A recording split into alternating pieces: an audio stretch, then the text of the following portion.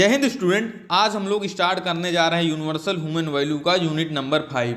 हम लोग इससे पहले यूनिट 1, यूनिट 2, यूनिट 3 और यूनिट 4 को कंप्लीट एक्सप्लेन कर चुके हैं। अगर आपने अभी तक उन वीडियोस को नहीं देखा है तो आप चैनल पेज पर जाकर प्लेलिस्ट पे देख सकते हैं। हम आज यूनिट 5 कंप्लीट करेंगे। इसके साथ साथ हमारा जो यूनिवर्सल ह्यूमन वैल्यू का सिलेबस भी कंप्लीट हो जाएगा और हम इसके बाद आपको प्रोवाइड करने जा रहे हैं एक इस पूरे यूनिवर्सल ह्यूमन वैल्यू का जो हमारा कॉम्बो नोट्स होगा, जिसमें हमारा यूनिट 1, यूनिट 2, यूनिट 3 और यूनिट 4, यूनिट 5 पूरा कंप्लीट होगा।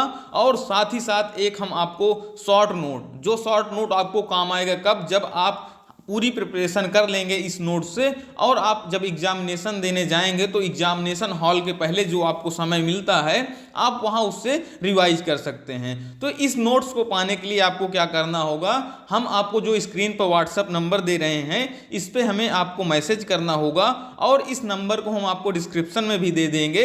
आप वहां पर भी जाकर हमें मैसेज कर सकते हैं और इस नोट्स को पाने के लिए आपको केवल और केवल देना होगा 9 रुपए। आपको मात्र और मात्र 9 रुपए देना होगा इस नोट्स को पाने के लिए। और इस नोट्स के बाद आपको कोई भी अदर चीज़ें, आपको क्वांटम या किसी भी बुक को लेने की ज़रूरत नहीं है। इस नोट से आप कंप्लीट अपनी यूनिवर्सल ह्यूमन वैल्यू की स्टडी कर सकते हैं और कुछ आपको इससे आगे नहीं पढ़ना होगा।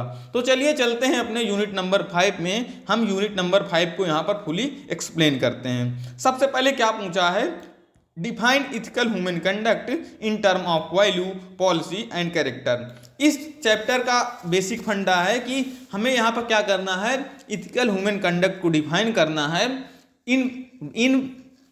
इन टर्म ऑफ वैल्यू, पॉलिसी और कैरेक्टर। तो ये चीज़ हमें अब वैल्यू, पॉलिसी, कैरेक्टर, इनके बेस पे हमें इथिकल ह्यूमन कंडक्ट को डिफाइन तो करना है, लेकिन इससे पहले हमें ये जानकारी होनी चाहिए कि इथिकल ह्यूमन कंडक्ट होता क्या है। तो इथिकल ह्यूमन कंडक्ट क्या होता है ये हम यहाँ पर देखते हैं। ये क्या होता है, the right understanding gain through the self exploration enable us to identify the definiteness of human conduct which may be ethical human conduct. Basically क्या है, जो हमारी राइट अंडरस्टैंडिंग होती है वो हमारी कहाँ से गेन होती है, वो हमारी गेन होती है सेल्फ एक्सप्लोरेशन से। जब हम अपने आप को सेल्फ एक्सप्लोर करते हैं तो हमें वहाँ से राइट अंडरस्टैंडिंग प्रोवाइड होती है। अब उसके बाद क्या होता है, वो हमारी क्या करती है, इनेबल अस करती है identify the definiteness of human conduct, और वही को हम कह सकते हैं विच may be ethical human conduct. या और यहाँ पर और रहेगा, इसको हम इसकी एक डिफिनीशन लिख सकते हैं। Ethical human conduct refer to the defined and the universal behaviour to are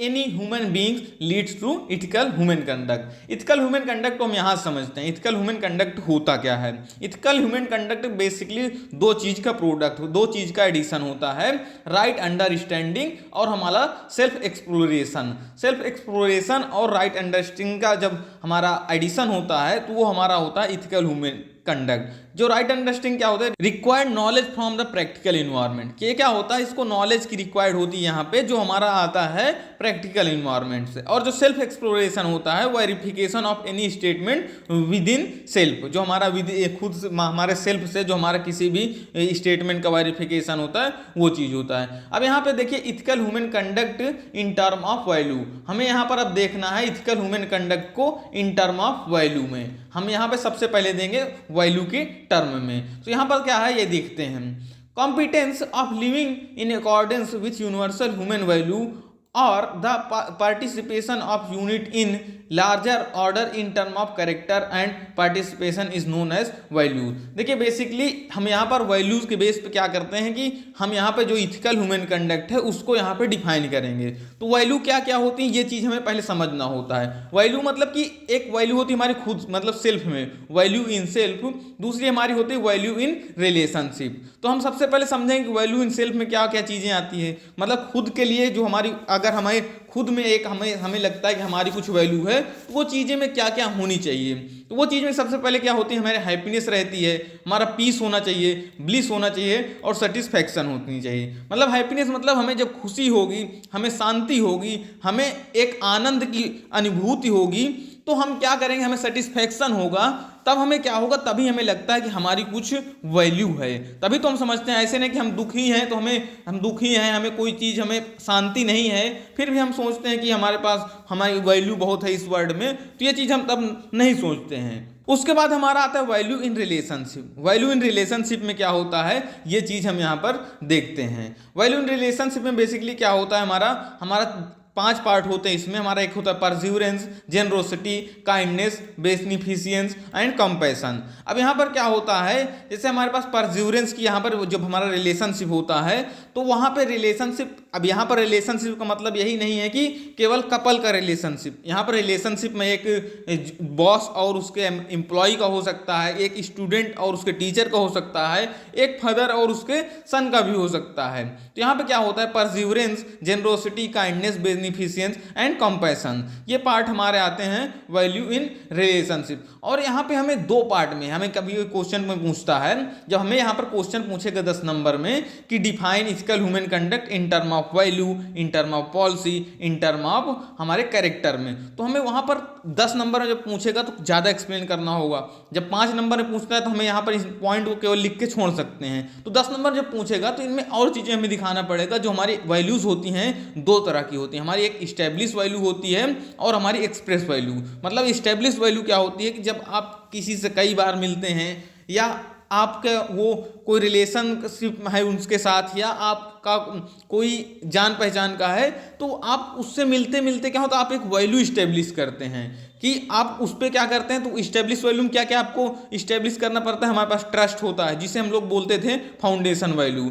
ये हमारी क्या थी, हमने इसको यूनिट 1 में भी स्टडी किया था, ये सब पार्ट आप वहाँ पे भी जाकर इसको देख सकते हैं। वहाँ पे इनको बहुत ज़्यादा फुली एक्सप्लेनेशन किया गया है, लेकिन यहाँ पर आपको फुली एक्सप्लेनेशन नहीं करना है। आपको यहाँ पर बस छोटे छोटे पार्ट्स यहाँ पर जो इसके मेन हेडिंग है वही लिखना है। उसके बाद रिस्पेक्ट है, हमारा अफेक्शन है, केयर है, गाइडेंस है, रिवरेंस है, ग्लोरी है, ग्रेटिट्यूड है, लव है। ये हमारी क्या होती है, established value. Love established value होती है, हमारी एक्सप्रेस वैल्यू नहीं होती है। तो ये क्या चीजें हमारी, लव को हम लोग बोलते हैं कंप्लीट वैल्यू। तो इसके बाद एक्सप्रेस वैल्यू में क्या क्या चीजें आती हैं, हम जब किसी चीज में एक्सप्रेस करते हैं, कोई अपना काम अच्छा किया या कोई हमें दिखता अच्छा है तो हम वहां पर एक्सप्रेस करते हैं, उसकी वैल्यू को हम एक्सप्रेस करते हैं। तो वो हमारे क्या क्या यहाँ पे आते हैं, हमारे जैसे कम्प्लीमेंट्रीज हम उसको देते हैं, हम वहाँ पे कंप्लीमेंस देते हैं, कमिटमेंट करते हैं, जेनरोसिटी होता है, ईस होता है, सेल्फ रिस्ट्रेंट होता है, अनिमिटी होता है, एबिडियंस होता है। तो ये क्या होते हैं, हमारे पार्ट होते हैं हमारे एक्सप्रेस्ड वैल्यू में।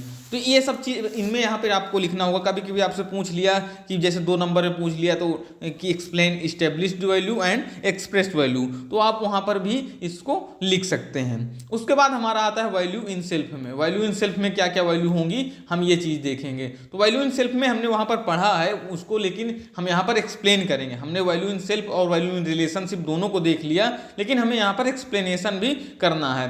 हैप्पीनेस आप सब समझते हैं, हैप्पीनेस क्या होता है, द स्टेट ऑफ माइंड और definiteness of the expectation is based on the definiteness of thought manifest as happiness. Basically जो हमारी खुशी होती है वो हमारा यहाँ पर हम इसको एक्सप्लेन, और आप इसको अदर वर्ड में भी एक्सप्लेन करते हैं, कोई ज़रूरी थोड़े होता है कि आप इसी जो इसमें लैंग्वेज दी गई है इसी को आप। पीस मतलब हमारा क्या होता है, हमारी शांति, हम इसको यहाँ पर डिफाइन करें, the definiteness of thought is based on the definiteness of desire manifest as peace. तो ये क्या है, हमारा ब्लिस होता है, ब्लिस। अब यहाँ पर देखिए क्या है कि understanding based on realisation manifest as bliss. इसके बाद हमारा क्या आता है, सेटिस्फैक्शन। सेटिस्फैक्शन क्या होता है, डिफाइडनेस ऑफ डिजायर और completeness of desire based on the understanding manifest और सेटिस्फैक्शन। बेसिकली हम लोग किसी कार्य को करते हैं तो हमें वहाँ पर जब सेटिस्फैक्शन होता है तो वो चीज़ें हमारी यहाँ पर सेटिस्फैक्शन हमारी कहलाती हैं। ये हम यहाँ पर आता है हमारा वैल्यू इन रिलेशनशिप में क्या क्या वैल्यू हैं ये यहाँ पर एक्सप्लेन किया गया है। ये चीज़ें हमने यूनिट 1 में भी फुली एक्सप्लेन किया है, वहाँ पर आप जाकर समझ सकते हैं, वहाँ पर और ज़्यादा। तो आप जब यूनिट 1, यूनिट 2, यूनिट 3 और यूनिट 4 को पीछे से स्टडी करते आएंगे तो आपको यहाँ पर यूनिट नंबर 5 में बहुत ज़्यादा आपको प्रेशर रखने की कोई ज़रूरत नहीं होगी। इसलिए मैं यहाँ पर बहुत ज़्यादा डीप में आपको एक्सप्लेन भी नहीं करना चाहता, क्योंकि उन यूनिट को तो पढ़ना जरूरी है ही।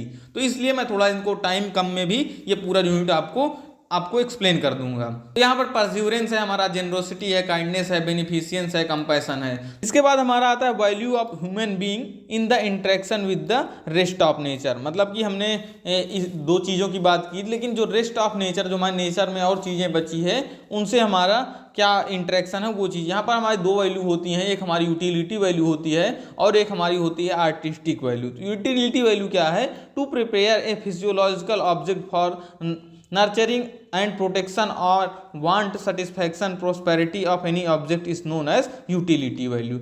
जो हमारे आर्टिस्टिक वैल्यू होती है to ensure long lasting utility of an object in term of the design और आर्ट। तो ये चीज़ें हमारी क्या होती हैं? यूटिलिटी और आर्टिस्टिक वैल्यू होती हैं। अब हमारा आता है ethical human conduct in term of policy. हमने ethical human conduct in term of value देख लिया, अब इन टर्म ऑफ हम यहाँ पर पॉलिसी देखेंगे। पॉलिसी में क्या होता है? हम यहाँ पर the decision, plan, programme, implementation, result and evaluation about the enrichment and protection with right utilization of resource of self, body and wealth in known as policy. Basically क्या है कि हमारे जो पॉलिसी से हमें पता ही चल रहा है कि जो हमारी पॉलिसी है, हमारी सेल्फ के लिए पॉलिसी क्या है, हमारी बॉडी के लिए पॉलिसी क्या है, हमारे वेल्थ के लिए क्या पॉलिसी है, ये चीज़ें हम यहाँ पर पॉलिसी में जो है इंक्लूड करते हैं। पॉलिसी है 3 पार्ट, हमारे यहाँ पर 3 पार्ट होता है। इकोनॉमिक वैल्यू एक होती है, हमारी पॉलिटिकल वैल्यू होती है, policy for universal human order होता है। इकोनॉमिक वैल्यू क्या होगा? Affordability and contribution in development of growth. जो हमारे पॉलिटिकल वैल्यू होती है टैक्स, प्रॉफिट एंड सब्सिडीज, ये हमारी पॉलिटिकल वैल्यू से डिपेंड करते हैं। इकोनॉमिक मतलब जो हमारे ग्रोथ क्या है चल रही, हमारी क्या इकोनॉमी है, वो चीज़ यहाँ पर होती हैं। और यहाँ पे हमारी policy for universal human order, ये चीज़ हमारी क्या होती है? पॉलिसीज में आते हैं। उसके बाद हम यहाँ पर देखेंगे ethical human conduct in term of character. हमने पॉलिसी देख लिया और वैल्यू देख लिया, अब यहाँ पर हम देखेंगे इन टर्म ऑफ कैरेक्टर। तो ये क्या होता है? The definiteness of my desire, thought and selection give definiteness of my living is known as character. Basically हम यहाँ पर जो इथिकल ह्यूमन कंडक्ट है हमारा, वो हम यहाँ पर बात करेंगे कैरेक्टर, किसी पर्सन, किसी व्यक्ति के कैरेक्टर के बेस पे बात करेंगे। एस्पेक्ट ऑफ कैरेक्टर क्या होता है यहाँ पर हम देखेंगे। सबसे पहले हमारा होता है राइट अंडरस्टैंडिंग, राइट सिलेक्शन और राइट वैल्यू। जो राइट वैल्यू हमारा होता है 9 ट्रेट्स ऑफ एक्सप्रेस्ड वैल्यू। जो हमने 9 ट्रेट्स ऑफ वैल्यू बात की थी, जो हमने यूनिट 1 में बात की थी, और यहाँ पर जो हमारी एक्सप्रेस वैल्यू थी वो हमारी क्या आती हैं? 9 ट्रेट्स। तो ये कभी कभी पूछता है कि एक्सप्लेन 9 ट्रेट्स ऑफ वैल्यू, तो आपको यहाँ पर ये चीज़ें बताना रहता है। ये क्वेश्चन आपको पूछा जाएगा यूनिट नंबर 1 से। तो यूनिट नंबर 1 में मैं यहाँ पर आप इस वीडियो के यहाँ तक पार्ट तक पहुँच चुके होंगे, तो मैं यही एक्सपेक्ट करता हूँगा कि आप यूनिट 1, यूनिट 2, यूनिट 3 और यूनिट 4 को स्टडी कर चुके होंगे। उसके बाद हम यहाँ पर देखेंगे क्वेश्चन हम यहाँ पर दिया है, हम क्वेश्चन के थ्रू थोड़ा समझते हैं और क्वेश्चन हम आपको प्रोवाइड करेंगे, क्योंकि ये यूनिट 5 थोड़ा सा क्वेश्चन में ज़्यादा डिपेंड है और क्वेश्चन से ज़्यादा समझ आता है। यहाँ पर देखें, what do you mean by competence in professional ethics elaborate with example. और इसका जैसे दूसरे पार्ट में क्वेश्चन पूछा गया था, competence in professional ethics give two example of its implication in industry. तो हम यहाँ पर सबसे पहले समझेंगे प्रोफेशनल इथिक्स का मतलब क्या होता है, ये यहाँ पर हम समझते हैं। प्रोफेशनल का मतलब देखिए यहाँ पर दिया गया इंडिविजुअल स्किल, मतलब हमें किसी को बोलते हैं बहुत प्रोफेशनल है, तो उसकी किसी इंडिविजुअल स्किल के बेस पे हम लोग उसको प्रोफेशनल बोलते हैं। इथिक्स का मतलब होता है हमारा कोड ऑफ कंडक्ट। तो हम यहाँ पर देखेंगे professional ethics mean to develop professional competence with ethical human conduct. Developing ethical competence in individual is only the effective way to ensure professional ethics. The development of ethical competence is a long-term process to obtain achieved through appropriate value education. As profession is only a subset of life activities, competence in the profession will only be the manifestation of individual right understanding. तो हमें basically जो हमारा professional ethics है, हमको इसके explain करना है कि बेसिकली होता क्या है। तो हम यहाँ पर समझा सकते हैं, अपने भी टर्म में हम समझा सकते हैं कि जो प्रोफेशनल का मतलब होता है इंडिविजुअल स्किल, और इथिक्स का हमारा जो कोड ऑफ कंडक्ट मतलब हम कैसे उसे कंडक्ट करते हैं, वो चीज़ हम यहाँ पर शो करते हैं। तो हम यहाँ पर देखेंगे सबसे पहले हमारा जो important character feature of professional ethics, जो हमारी फीचर होती हैं, कैरेक्टरिस्टिक होती है प्रोफेशनल इथिक्स की, वो हम यहाँ पर समझते हैं। उसके बाद हमें ये ऊपर का जो हमने बात की अभी, ये हमें टोटली यहाँ पर समझ आ जाएगा। Important character feature of professional ethics, सबसे पहले हमारा आता है clarity about the comprehensive human goal. हमें जो हमारा कॉम्प्रिहेंसिव ह्यूमन गोल है, किसी भी ह्यूमन का जो गोल है, वो हमें उसमें क्लैरिटी होनी चाहिए। तो ये हमारा क्या होता है, मेन इंपॉर्टेंस होता है जो हमारे प्रोफेशनल इथिक्स का, जो हमारा प्रोफेशनल इथिक्स है उसका मेन ये जब होता है एम, उसका कैरेक्टर होता है कि हमें क्लैरिटी मिलती है। हमारा जो एक की भी किसी ह्यूमन का गोल होता है उसमें क्लैरिटी मिलती है। तो ये चीज़ हमें through the professional ethics we can easily understand the goal of individual human being. किसी भी इंडिविजुअल ह्यूमन बीइंग का हम इथिकल ह्यूमन जो हमारा कंडक्ट है, जो हमारा प्रोफेशनल इथिक्स है, इसके बेसिक पे हम उसको समझ सकते हैं कि हमारा क्या मेन गोल है। ये चीज़ें हमारी कहाँ से आती है, राइट अंडरस्टैंडिंग, फियरलेसनेस और coexistence and it fulfilment through the universal human order. जो हमारे पास यूनिवर्सल ह्यूमन ऑर्डर होते हैं वो चीज़ें से भी हम यहाँ पर फुलफिल करते हैं। उसके बाद हमारा आता है कॉन्फिडेंस इन आवर सेल्फ, मतलब इंडिविजुअल, हमें कॉन्फिडेंस भी इससे मिलता है। जो हमारा कोई एक हम प्रोफेशनल वर्क करते हैं, हमारा कोड ऑफ कंडक्ट अच्छा है, तो उससे क्या होता है, हमें एक कॉन्फिडेंस मिलता है। जो हमारे कार्य है, हमारा जो काम है, उसमें हमें कॉन्फिडेंस मिलता है। Based on the right understanding of oneself and the rest of the existence, an individual can gain confidence through the clarity about the subject matter which correlate in the living। हमारे जब हमारे यहाँ पे हमें समझ आ जाएगा तो हमारा वर्क क्या है, हमारा हम कैसे हमने एक प्रोफेशनली वर्क करते हैं, हमारा कोड ऑफ कंडक्ट अच्छा है, तो हमें वहाँ पर जो हमारे कॉन्फिडेंस भी प्रोवाइड हो, वो हमें क्या होता है, राइट अंडरस्टैंडिंग सब मैटर लिविंग बीइंग अंडरस्टैंडिंग। इसके बाद हमें जो तीसरा होता है हमारा क्या होता है, म्यूचुअल फुलफिलिंग बिहेवियर। जो हमारा एक हमने यहाँ पर क्या किया, हमने एक जो हमारा प्रोफेशनल इथिक्स है, जो हमारा इससे हमें क्या मिलता है, हमें जो म्यूचुअल फुलफिलिंग बिहेवियर भी आपके अंदर जो इम्प्रूव होता है, आप जो एक आपके अंदर जो बिहेवियर होता है वो म्यूचुअल फुलफिलिंग होता है।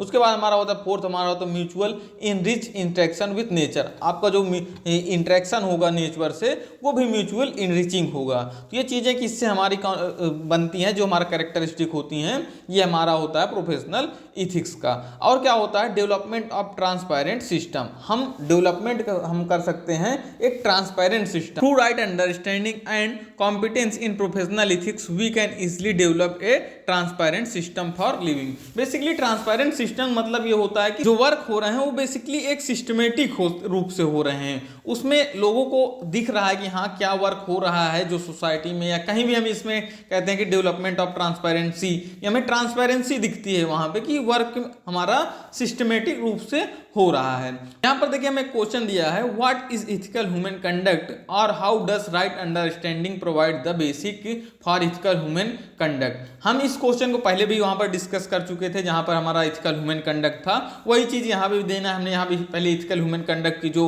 एक डिफिनीशन है हमने वहां पर ये लिख दिया, और यहाँ पे हम 3 पार्ट इसके थोड़ा थोड़ा लिख देंगे कि जो हमने वहां पर केवल बात की थी right understanding, exploration, expansion of right value. तो ये हमें यहाँ पर एक्सप्लेन किए हैं हमने। राइट अंडरस्टैंडिंग क्या होती है, right understanding deal with identification of ethical human conduct in term of value.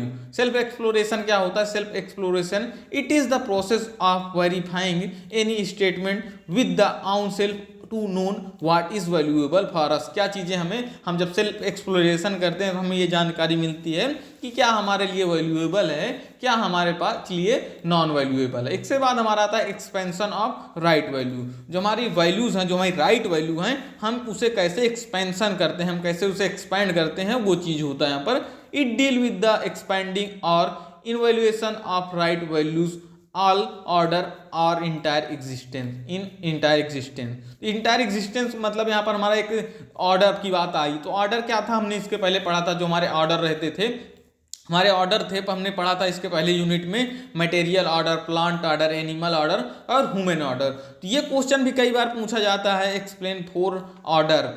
तो एक जब 4 ऑर्डर पूछेगा तो वहाँ पे आपको प्लांट, एनिमल, मटेरियल, ह्यूमन, इन चारों को हमें वहाँ पर एक्सप्लेन करना होगा। और हमें वहाँ पर जब पूछेगा लेवल, अब ये लेवल और ऑर्डर दोनों अलग अलग हैं। तो जब लेवल ऑर्डर अलग अलग पूछता है तो वहाँ पर हमारे लेवल क्या होता है, हमारा एक सेल्फ होता है, एक फैमिली होता है, एक सोसाइटी होता है, एक वर्ड होता है। तो इन चीज़ों को हम यहाँ पर आगे देखते हैं कि जो सेल्फ, फैमिली, सोसाइटी, वर्ड में क्या क्या डिफरेंस होते हैं। अब यहाँ पे एक क्वेश्चन दिया है, क्वेश्चन देखते हैं। Define implication value based living and also discuss transformation of animal consciousness to the human consciousness. हमने एनिमल कॉन्शियसनेस ह्यूमन कॉन्शियसनेस पढ़ रखा है यूनिट 2 में, वहाँ पर आप इसको जाकर देख सकते हैं कि जो हमारा एनिमल कॉन्शियसनेस क्या था, ये बेसिकली हमने यूनिट 1 में पढ़ा था। तो आप वहाँ पर जाकर देख सकते हैं कि एनिमल कॉन्शियसनेस और ह्यूमन कॉन्शियसनेस क्या है वहाँ पर। इसके साथ साथ यहाँ पे लेकिन क्या पूछा है, हम कैसे यहाँ पे ट्रांसफॉर्म करेंगे, कैसे हम एनिमल कॉन्शियसनेस को कैसे हम ह्यूमन कॉन्शियसनेस में ट्रांसफॉर्म करेंगे, ये चीज़ हम यहाँ पर देखेंगे। इसी क्वेश्चन के दूसरे फॉर्म में पूछा गया था कि right understanding help human being to transformation from animal consciousness to human consciousness. तो इसको हम कैसे देखेंगे वो हम यहाँ पर देखते हैं। Value based living define understanding of right values and implication of learn value in living. Implication of value based living can be defined as, हमारा सबसे पहले होता है at the level of individual living, at the level of family, at the level of society, at the level of nature. हम इन चारों को यहाँ पे और ज़्यादा एक्सप्लेन कर रखे हैं, आप इनको भी देखना चाहते हैं। बेसिकली देखिए इंडिविजुअल लिविंग क्या होता है, जब आप कोई वर्क है या कोई भी चीज़ें कर रहे हैं आप इंडिविजुअल लेवल पे कर रहे हैं, आप कोई वर्क कर रहे हैं या कोई थिंकिंग कर रहे हैं, कोई एक्सप्लोरेशन कर रहे हैं, आप फैमिली लेवल पे करते हैं तो हमारा होता है at the level of family. जब आप सोसाइटी लेवल पे करते हैं तो आप सोसाइटी होता है, और आप इसको level of nature, level of word भी बोल सकते हैं। जो हम वर्ड के लेवल या नेचर के लेवल पे करते हैं तो वो होता है हमारा eight the level of nature. इनको हम यहाँ पर फुली एक्सप्लेन करें, आप इनको भी नोट्स में रीड कर सकते हैं। यहाँ पे हमारा दूसरा नंबर पर हमने एक्सप्लेन किया eight the level of family. हमने देखिए जो चीज़ें यहाँ बता रखी वही चीज़ यहाँ पर लिख रखी हैं, आप यहाँ से जाकर स्टडी कर सकते हैं। हमारा थर्ड होता है at the level of society, हमने इसको फुली एक्सप्लेन किया है, और eight the level of nature. आप इसको सिंपली पढ़कर आप समझ सकते हैं, बहुत सिंपल लैंग्वेज में यहाँ पर लिखा गया है। उसके बाद हमारा आता है transformation of animal consciousness to human consciousness, जो हमारा क्वेश्चन मेन था। अब हम वहाँ आते हैं, ये तो हमने थोड़ा सा यहाँ पर पढ़ देख लिया कि हमारा जो फैमिली लेवल, जो हमारा सेल्फ होता है या हमारा सोसाइटी होता है या वर्ड होता है, हमने उसके बारे में देखा। अब मेन क्वेश्चन जो हमारा था हम उसे यहाँ पर देखते हैं। When relationship get higher priorities or physical facility with right understanding, it leads the transformation of animal consciousness to the human consciousness। Basically जो हमारा रिलेशन होता है, जो हमारा रिलेशनशिप होता है, जब वो हमारा किसी जो फिजिकल फैसिलिटी से हट कर जब हम राइट अंडरस्टैंडिंग की तरफ लीड करते हैं, तो उसे देखिए जो हमारा हमने क्या था, हमारा जब एनिमल कॉन्शियसनेस पढ़ा था तो हमने वहाँ पर क्या था, एनिमल कॉन्शियसनेस पहले हमारी फिजिकल फैसिलिटी देखता है, फिर ह्यूमन रिलेशन देखता है, तब राइट अंडरस्टैंडिंग होती है।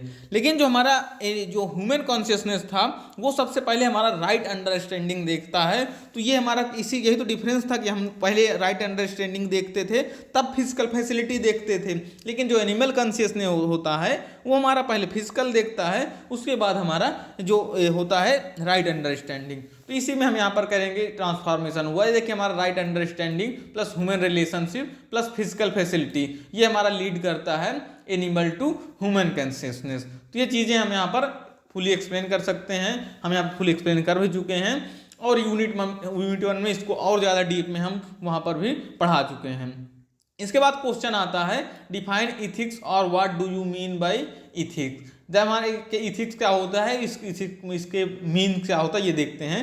The definiteness of human conduct is term of value policy and character is known as ethics. जो हमने किसी की जो हमारी इथिकल ह्यूमन कंडक्ट था हमने उसको देखा था वैल्यू के बेस पे, पॉलिसी के बेस पे, कैरेक्टर के बेस पे, तो वो हमारा होता है इथिक्स। इसके बाद एक क्वेश्चन दिया गया है, ये सब क्वेश्चन शॉर्ट में पूछे गए थे।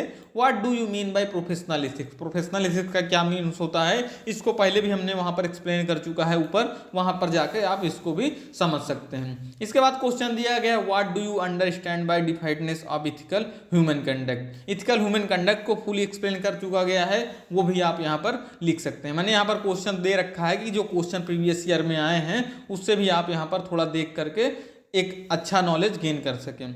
उसके बाद हमारा क्वेश्चन आता है comment on the profession in term of comprehensive human goal. जो हमारा कॉम्प्रिहेंसिव ह्यूमन गोल था हमने देखा, उस पर हमें यहाँ पर कमेंट करना है। तो वो चीज़ यहाँ पर आपको वहाँ से जाकर जो ऊपर जाकर नोट्स में जो दिया है वहाँ से आप इसको इजिली लिख सकते हैं। इसके बाद हमारा आता है कि बहुत इंपॉर्टेंट क्वेश्चन है जो कई बार एग्जाम में पूछा गया है, what are the value in interaction of human being with the material thing, give one example of each. हमें यहाँ पर एग्जाम्पल देना है, और इसको दूसरे फॉर्म में पूछा गया और what is utility value and artistic value, how are both important in human life, explain with example. और एक इसको देखिए, इसको 3 टाइप, मतलब कि ये क्वेश्चन कई बार पूछा जा चुका है, तो ये बहुत इंपॉर्टेंट क्वेश्चन है। When there is no utility there is no scope for art to explain, इसको एक्सप्लेन करना है। तो इसको हमने यहाँ पर एक्सप्लेन कर रखा है और हमने इसको पहले भी बता रखा है, हमने यूटिलिटी वैल्यू और आर्टिस्टिक वैल्यू क्या होता है। तो ये हम और आगे इसके क्वेश्चन कई सारे जो इंपॉर्टेंट क्वेश्चंस हैं वो हमने यहाँ पर विथ आंसर यहाँ पर लिख रखे हैं। तो ये आपको कहाँ पर मिलेंगे, आपको जो नोट्स होगी इस नोट्स में जितने भी इंपॉर्टेंट क्वेश्चंस हैं ये आपको वहाँ पर मिल जाएंगे। इसके साथ साथ और एक हमने इंपॉर्टेंट क्वेश्चंस की नोट्स बना रखी है, आप वहाँ पर जाकर ये इंपॉर्टेंट क्वेश्चंस की भी नोट्स पा सकते हैं। तो सेम ये हमने यहाँ पर एक इंपॉर्टेंट क्वेश्चन रखे हैं, सभी फुली आंसर के साथ यहाँ पर एक्सप्लेन किए गए हैं, कैसे किस किस टाइप से क्वेश्चन प्रीवियस ईयर में पूछे गए हैं। तो आप वहाँ से जाकर के नोट्स ले सकते हैं। नोट्स का मैंने पहले प्रोसेस बताया कि आपको जो कंप्लीट कॉम्बो पैक है जो हमारे यूनिवर्सल ह्यूमन वैल्यू का, आपको केवल जो स्क्रीन पर नंबर दिया गया है इस पर आपको मैसेज करना है और इसके लिए आपको केवल और केवल 9 रुपये, मतलब मात्र और मात्र 9 रुपये पेड करना है, जिससे आपको ये पूरा जो नोट्स है, जो एक फुली एक्सप्लेन्ड नोट्स है इंपॉर्टेंट क्वेश्चन के साथ, और साथ ही साथ आपको जो शॉर्ट नोट है वो भी आपको मिल जाएगा, जो आपको एग्जामिनेशन हॉल के आधा घंटा पहले जब आप वहाँ पर पहुँचेंगे तो आपको वहाँ पर उससे स्टडी करना है, आपको उससे थोड़ा सा आपको पूरा डिस्कस कर लेना है फुल यूनिट। तो आज से हमारा ये यूनिवर्सल ह्यूमन वैल्यू का सिलेबस कंप्लीट हुआ। मिलते हैं नेक्स्ट सिलेबस में।